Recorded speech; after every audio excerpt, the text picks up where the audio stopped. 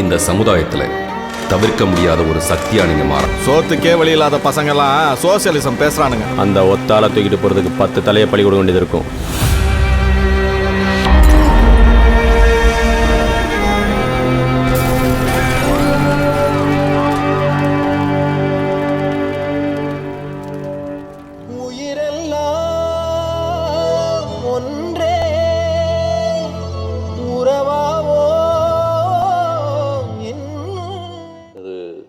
எனக்காக அமைக்கப்பட்ட ஒரு பாராட்டு விழா மாதிரியே இருக்குது. ரொம்ப சந்தோஷம். இந்த படம் மாவீரன் கிட்டு உருவானதுக்கு முழுக்க சந்திரசாமி சார் தான் காரணம். ஏன்னா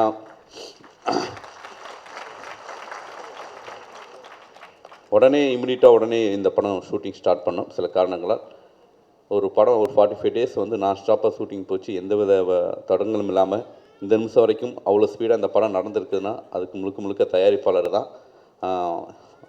சந்திரசாமி சாருக்கு என்னுடைய மிகப்பெரிய நன்றியை தெரிவிச்சுக்கிறேன்.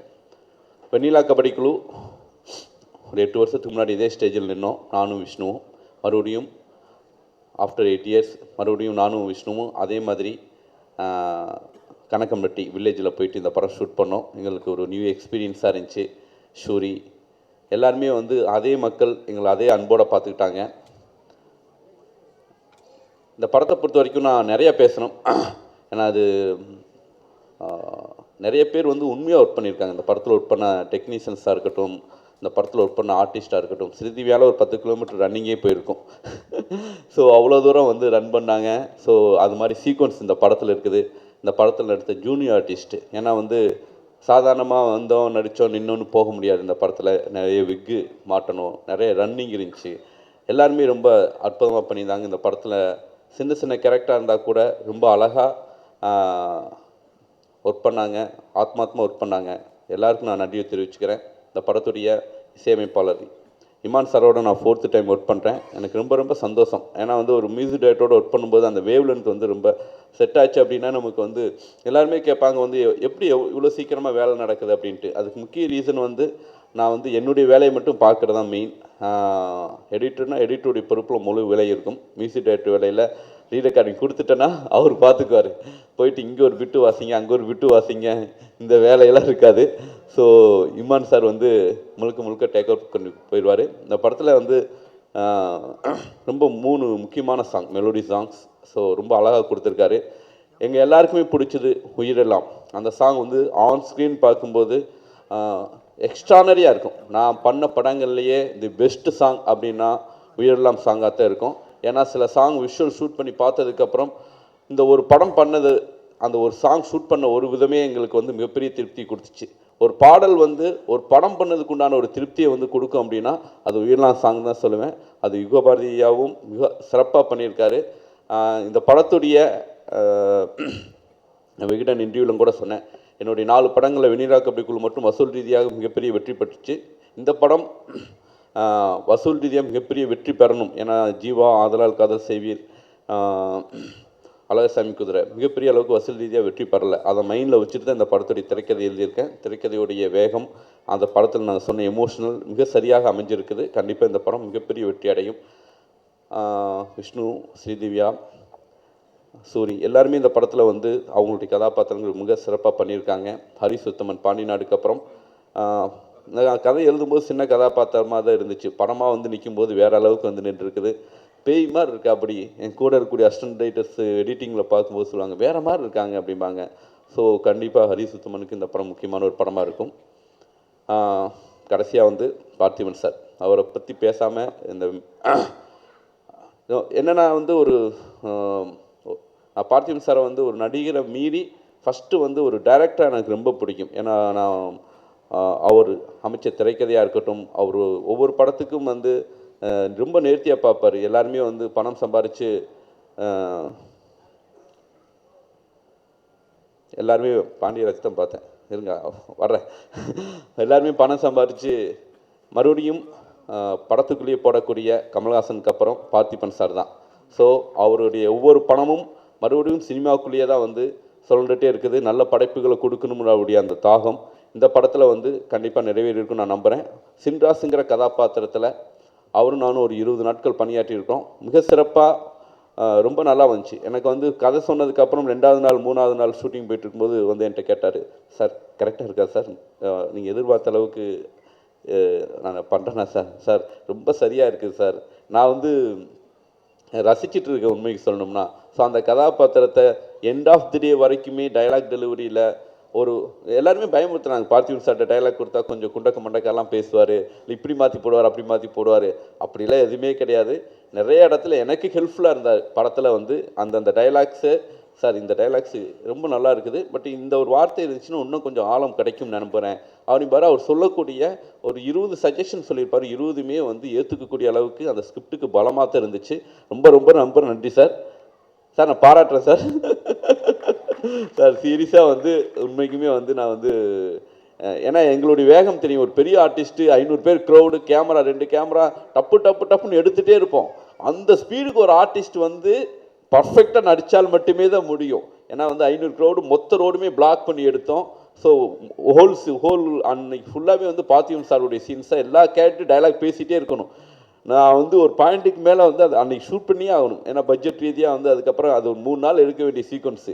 ஆனால் பார்த்திபன் சார் வந்து எந்த இடத்துலையுமே ஒரு 1 மோர் டேக்கே போகலை. ஸோ இந்த படத்தில் வந்து எனக்கு தெரிஞ்சு ஒரு 1 மோர் டேக் அப்படின்னு சொல்லியிருந்தேன்னா ஏதாவது ட்ராலி மிஸ் ஆகியிருந்தால் மட்டும்தான். ஸோ மற்றபடி எல்லா இடத்துலையுமே பார்த்திபன் சார் ரொம்ப பிரமாதமாக இந்த படத்தில் நடித்து கொடுத்துருக்காரு.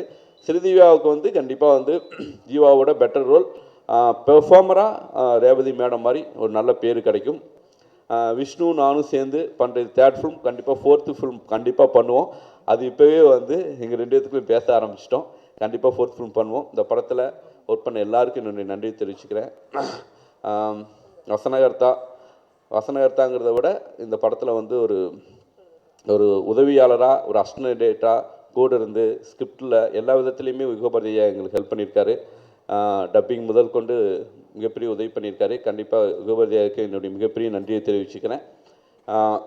மறுபடியும் இதே மேடையில் ஒரு விழா, ஒரு சக்ஸஸ் மேடையில் ரஞ்சித் சொன்ன மாதிரி மறுபடியும் இந்த மேடையில் நான் பேசணும்னு ஆசைப்பட்றேன். Thank you very much. என்னுடைய தம்பி தாய் சரவணன் தான் மொத்த வேலைகளையும் தூக்கி போட்டு சுமந்தாப்படி. ஸோ அவருக்கு என்னுடைய மிகப்பெரிய நன்றியை தெரிவிச்சுக்கிறேன். ஏன்னா ஸ்டேஜுக்கே வரமாட்டேன் அப்படி, ஆச்சரியம் இன்றைக்கி இந்த படத்துக்கு ஸ்டேஜுக்கெலாம் வந்திருக்கா அப்படி. ஆனால் எந்த ஃபங்க்ஷன் எந்த இன்டர்வியூக்குமே வரமாட்டேன் அப்படி. மொத்த உழைப்பும் மொத்த டீமும் அவனுடைய கண்ட்ரோலில் தான் இருக்கும். So thank you very much, all the very best. எனக்கு வந்து இந்த ஆல்பம் மிக சிறப்பாக வந்திருக்கு. இன்னும் நிறைய பேசணும்னு நினைக்கிறோம், டைம் இல்லை. இந்த படத்தில் ஒர்க் பண்ண என்னுடைய அசிஸ்டன்டேட்டர்ஸ் எல்லாருக்கும் ரொம்ப நன்றி. வேல்ராஜ் சார் டைம் இல்லை, அதனால் ஸ்டேஜுக்கு கூப்பிடலன்னு நினைக்கிறேன். பாலசுப்ரமணியம் சார் எல்லாருக்கும் இந்த விழாவுக்கு வந்ததுக்காக நன்றியை தெரிவிச்சுக்கிறேன். அப்புறம் என்னோட அசிஸ்டன்டாக ஒர்க் பண்ணி நான் கேட்டுக்கிட்டதுக்காக குலநீர் கூட்டம் படத்துடைய டைரக்டர் பாலாஜி எனக்காக வந்து இந்த படத்தில் கோஆர்டினேட்டர் ஒர்க் பண்ணி கொடுத்தாருக்கு. அவருக்கு என்னுடைய தேங்க்யூ சொல்லியிருக்கேன். Thank you very much. ரொம்ப நன்றி. ரொம்ப சந்தோஷமான ஒரு நிகழ்வாக இது இருக்குது. கொஞ்சம் பதட்டமாக தான் இருக்கேன். ஏன்னா ட்ரெய்லர் சாங் பார்க்குறப்போ வந்து நிச்சயமாக வந்து ஒரு அசலான கிராமத்தை வந்து இந்த படத்தில் பார்க்கலாம் அப்படின்னு எனக்கு தோணுது. ஏன்னா பொதுவாக கிராமங்கள் தமிழ் சினிமாவில் என்னவா இருக்குது அப்படின்னு சொல்லிட்டு நமக்குள்ள ஒரு கேள்வி இருக்குது. கிராமம், கிராமத்தின் தெருக்கள், கிராமத்தோட மக்கள் இங்கே என்னவா அடையாளமாக இருக்குது, கிராமம் என்னவா இருக்குது அப்படின்ற ஒரு பெரிய கேள்வி வந்து எனக்குள்ளே நான் திரைப்படமாக நான் படம் பண்ணணுன்னு வரப்போ இருந்த சூழலிருந்து நான் தொடர்ந்து வந்து கவனிச்சிருக்கேன். அந்த வகையில் ஏன்னா சாரோட வந்து சுசீந்திரன் சாரோட வெண்ணிலா கபடி குழு படம் வந்து நான் வந்து பார்த்தப்போ அடைஞ்ச சந்தோஷம் இருக்குல்ல, மிகப்பெரிய சந்தோஷம் எனக்கு. ஏன்னா வந்து முதல் முறையாக ஒரு வெண்ணிலா கபடி குழுன்ற படத்தில் வந்து ஒரு வேற ஒரு மாதிரியான கிராமக்குள்ளே இருக்கிற அரசியல், அது அதுவும் விளையாட்டுக்குள்ளே இருக்கிற ஒரு கிராமத்துக்குள்ளே இருக்கிற விளையாட்டுக்குள்ளே இருக்கிற ஒரு அரசியலை வந்து பொது ஜனத்தில் மெயின் ஸ்ட்ரீம் சினிமாவில் எல்லாருக்கும் பிடிக்கிற மாதிரியான ஒரு படமாக வந்து எடுத்திருந்தாங்க. ரொம்ப சந்தோஷமான ஒரு முயற்சி அது. அந்த படம் பார்த்துட்டு அன்றைக்கி இரவு முழுக்க நான் வந்து அதை பற்றி நான் யோசிச்சுட்டு இருந்திருக்கேன். அதுக்கப்புறம் வந்து அசலான கிராமம் ஒரு குறிப்பிட்ட சில படங்களை தவிர்த்து அசலான கிராமம்னா என்னவா இருக்குங்க, கிராமத்தோட தெருக்கள் என்னவா இருக்குது, கிராமத்தோட குளங்கள் என்னவா இருக்குது, அதாவது பொது பயன்பாட்டுக்குள்ளே இருக்கிற அரசு பொது உடைமை இங்கே என்னவா இருக்குது, யாரோட சொந்தமாக இருக்குது அப்படின்னு ஒன்று கேள்வி இருக்குல்ல. அந்த கேள்விக்கு நிச்சயமாக இந்த படம் வந்து ஒரு பதிலாக இருக்கும் அப்படின்னு நான் நம்புகிறேன். ஏன்னா வந்து ட்ரெய்லரும் பாடல்களும் வந்து அதுதான் வந்து திருப்பி திருப்பி சொல்லுதுன்னு நினைக்கிறேன். இந்த காதல் வந்து சும்மாவே இருக்காது அப்படின்னு சொல்லிட்டு ஒரு டயலாக் இருக்குது. அவங்க நிச்சயமாக இந்த காதல் இந்த சமூகத்தை சும்மா விடவே விடாது, இந்த சமூகத்தை மாற்றியே தீரும் அப்படின்ற ஒரு நம்பிக்கை வந்து எனக்குள்ளே இருக்குது. ரொம்ப சந்தோஷமான ஒரு முயற்சி. இந்த முயற்சி நிச்சயமாக வெற்றி அடையணும்னு நினைக்கிறேன். முக்கியமாக வந்து யுகபாரதி, அப்புறம் யுகபாரதி அண்ணன், அப்புறம் இமான் அண்ணன், அப்புறம் வந்து சுசீந்திரன் சார், இவங்களுடைய கூட்டணி வந்து நிச்சயமாக வந்து நல்ல விஷயங்களை, சமூகத்துக்கான நல்ல கருத்துக்களை பேசக்கூடிய ஒரு படமாக இது வந்து கொடுக்கும் அப்படின்னு நான் நினைக்கிறேன். இந்த படத்தில் நடித்த நடிகர்கள், டெக்னீஷியன்ஸ் எல்லாருக்கும் வந்து இந்த படம் வந்து நிச்சயமாக ஒரு பெரிய பெயரை வாங்கி கொடுக்கும். மெயின் ஸ்ட்ரீம் சினிமாவில் இந்த படம் வந்து மிகப்பெரிய வசூலை ஏற்படுத்தி தரணும் அப்படின்ற ஆசை எனக்கு இருக்குது. இது வந்து கமர்ஷியல் ரீதியாக வெற்றி பெற்றால் மட்டுமே தான் இந்த மாதிரியான படங்கள் தொடர்ந்து எடுக்க முடியும் அப்படின்ற நம்பிக்கை வந்து கிரியேட்டர்களுக்குள்ளே ஏற்படும். தயாரிப்பாளர்களும் இதை வந்து தொடர்ந்து எடுக்கிறதுக்கான முன்முயற்சியில் வருவாங்க அப்படின்னு நான் நினைக்கிறேன். இந்த படம் கமர்ஷியல் ரீதியாக வெற்றி பெறணுன்ற மிகப்பெரிய ஆசை எனக்குள்ளே இருக்குது, அந்த விருப்பம் எனக்கு இருக்குது. ஏன்னா தமிழ் ரசிகர்கள் நிச்சயமாக எந்த படத்தையும் வந்து தரம் பிரித்து பார்க்குறதே கிடையாது. அவங்கள என்டர்டைன் பண்ணால் அந்த படம் நிச்சயம் பெரிய வெற்றி பெறும் அப்படின்றது வந்து சமீபகால திரைப்படங்கள் வந்து சொல்லிகிட்டே இருக்குது. இந்த படம் நிச்சயமாக கமர்ஷியல் ரீதியாகவும் அரசியல் ரீதியாகவும் மிகப்பெரிய தாக்கத்தை ஏற்படுத்தும் அப்படின்ற நம்பிக்கை எனக்கு இருக்குது. வாழ்த்துக்கள் படக்குழுவினருக்கு. மகிழ்ச்சி.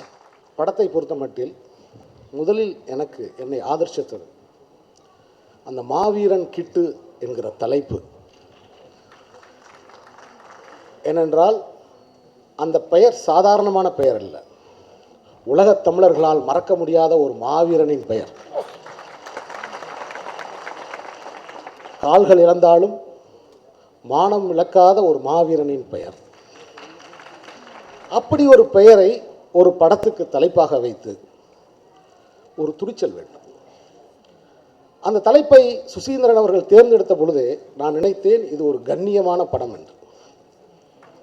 இது ஒரு கண்ணியமான படம், இந்த படம் ஒரு செய்தியை சொல்ல போகுது அப்படின்னு நான் நினச்சேன். இதுவரைக்கும் எந்த படத்தோட கதையும் நான் கேட்பதற்கு ஆர்வமாக இருந்ததில்லை. என் வேலை உண்டு, நான் ஒன்று. ஆனால் இந்த மாவீரன் கிட்டு என்ற பெயர் வைத்ததும் இந்த படத்தின் கதையை தெரிந்து கொள்வதற்கு ஆர்வமாக இருந்தேன். படப்பிடிப்பெல்லாம் முடிந்த பிறகு இந்த படத்தின் எடிட்டரிடம் எனக்கு அந்த கதையை சொல்லுங்கன்னு கேட்டேன். நான் படம் முடிஞ்சிருச்சு, ரிலீஸ் ஆக போகுது. அவர் அந்த கதையை சொன்னார். சொன்னதும் உண்மையில் நான் பொறாமைப்பட்டேன். அடடா, இப்படி ஒரு கதை நமக்கு கிடைக்கலையே அப்படின்னு நான் பொறாமைப்பட்டேன். இப்பயே எழுதி தர்றேன், இந்த படம் சுசீந்திரன் எடுத்த படங்களிலே மிகச்சிறந்த படம்.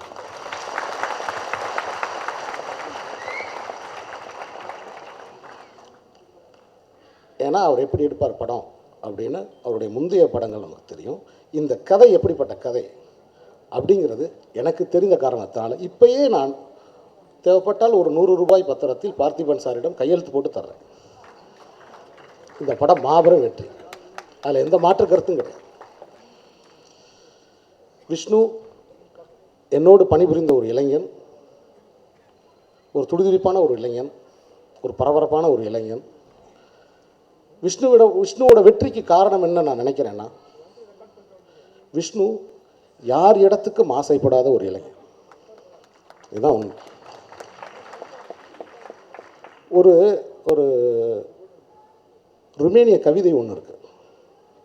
ஒரு போர் வீரன் வாளை கையில் எடுக்கிறான். அந்த கவிதையில் வந்து அந்த போர் வீரன்கிட்ட கேட்குறாங்க, நீ இந்த நாட்டுக்காக வாள் எடுக்கிறியா அப்படின்னு கேட்குறாங்க. உடனே அதுக்கு அந்த போர் வீரன் சொல்கிறான், இல்லைன்றான்.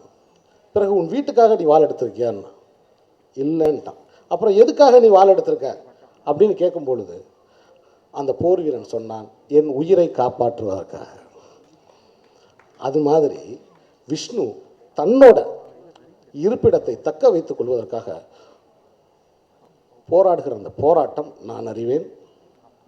அந்த போராட்டத்தை மிகச் சரியாக செய்து வருகிற ஒரு நடிகன் இன்னும் பல உயரங்களை தாண்டி செல்வார் என்பதற்கு இந்த மாவீரன் கிட்டு ஒரு உதாரணம். இந்த படத்தில் இப்போ நிறைய பாடல்கள் நம்ம கேட்குறோம். நான் பல நண்பர்கள்ட்ட நான் சொல்லியிருக்கேன், நிறைய பாடல்கள் நம்ம கேட்குறோம். கேட்க தான் அந்த பாட்டு பிடிக்கும். கேட்ட உடனேயே முதல் தடவையே பிடிக்கிறது அது இமானோட பாட்டு தான். அப்படி இதயத்துக்குள்ளே வலிக்கிட்டு போயிடும். அது சொல்லாக இருக்கட்டும், அந்த பாடல் வரிகளாக இருக்கட்டும், அந்த ராகமாக இருக்கட்டும், ஒரு தடவை கேட்டால் போதும், மனசில் போய் அப்படியே உட்காந்துடும்.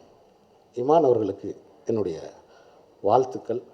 ஸோ மிகச்சிறந்த கதை என்பதாலும் இதில் ரொம்ப முக்கியமான ஒரு விஷயம், ஒரு எனக்கு ரொம்பவும் இணக்கமான, எனக்கு ரொம்பவும் பிடிக்கமான, நான் கரெக்டாக சொல்லணுமா, நான் நேசிக்கும் ஒரு ஆண்மகன் பார்த்திபன் அவர்கள், நடிகர் பார்த்திபன் அவர்கள். அவரை ஒரு கருப்பு சட்டை போட்டு ஒரு போராளியாக இந்த படத்தில் காட்டியமைக்காக சுசீந்திரன் அவர்களுக்கு என்னுடைய நன்றி. அவர் வேறு ஒரு மனிதராக தெரிறார் இந்த படத்தில் பார்க்கும்போது. நல்ல ஒரு போர்க்குணமிக்க ஒரு ஆளாக இந்த படம் தெரியுது. ஸோ இந்த படத்துடைய இந்த திரைக்கதை, இந்த கிளைமேக்ஸ் இது எனக்கு தெரியுங்கிற காரணத்தினால ரொம்பவும் நம்முடைய இதயத்துக்கு ஏதோ ஒரு பெண்ணுடைய முகத்தை ஞாபகப்படுத்திக்கிட்டே இருக்க இந்த படத்துடைய கதாநாயகி திவ்யா. அவ்வளோ, அதாவது எல்லாம் வழக்கமான பெண்களுடைய முகங்கள் இல்லாமல், ஜிம்மில் போய் அப்படியே ரொம்ப ஒல்லியாக அப்படிலாம் இல்லாமல், நம் கல்லூரி காலங்களில் அங்கங்கே கடந்து வந்த காலங்களில் நம்முடைய இதயத்துக்கு கொஞ்சம் நெருக்கமான ஒரு முகத்தை நினைவுபடுத்துகிற அந்த முகம், இந்த சினிமாட்டோகிராஃபி ரொம்ப எக்ஸலண்ட்டாக இருக்குது. இந்த இடத்துல ரொம்ப எக்ஸலண்ட்டாக இருக்குது சினிமாட்டோகிராஃபி. இந்த படம் மிகப்பெரிய வெற்றி அடையும்.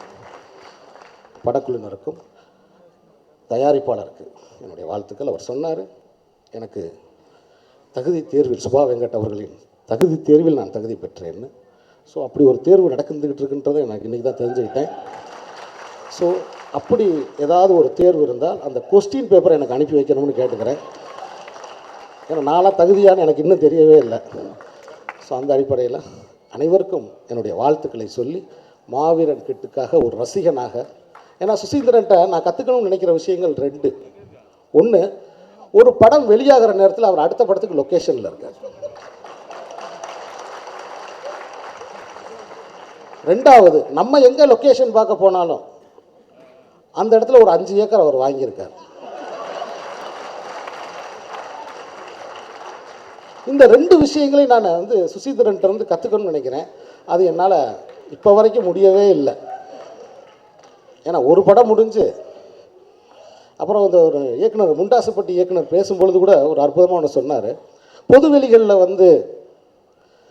ஒரு படத்தை வெளிவருவதற்கு முன்பாக பேசுவது வேறு, அதே சமயத்தில் விஷ்ணு தனிப்பட்ட முறையில் இந்த படத்தை பற்றி என்னிடம் பெருமையாக பேசினார்.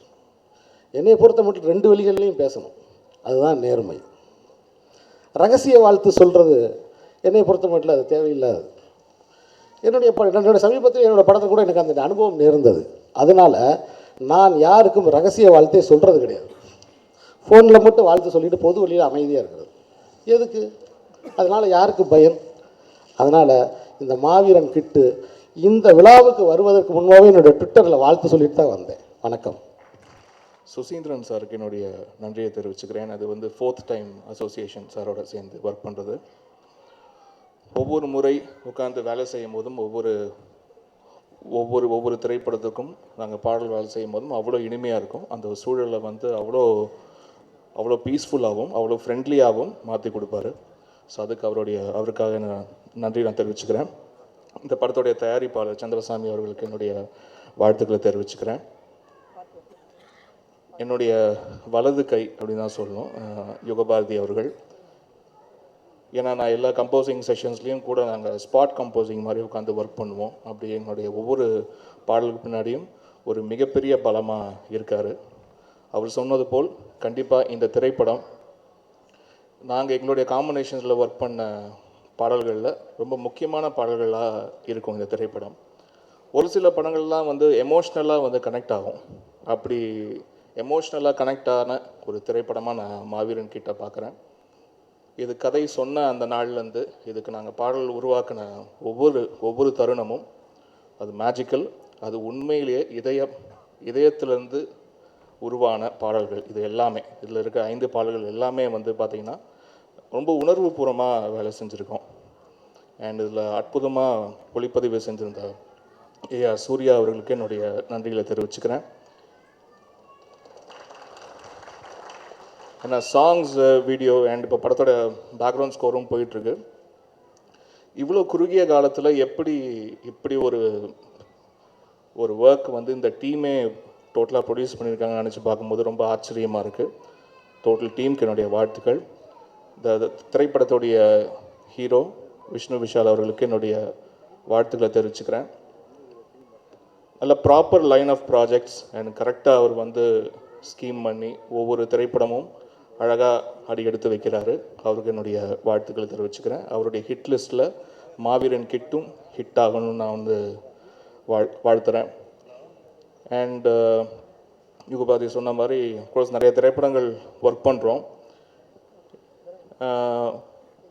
அதில் நாங்கள் சாங்லாம் வந்து ஒர்க் பண்ணி முடிச்சுட்டு பேக்ரவுண்ட் ஸ்கோர் ஒர்க் பண்ணும்போது தான் வந்து சாங்ஸோடைய விஷுவல்லாம் வந்து பார்ப்போம்.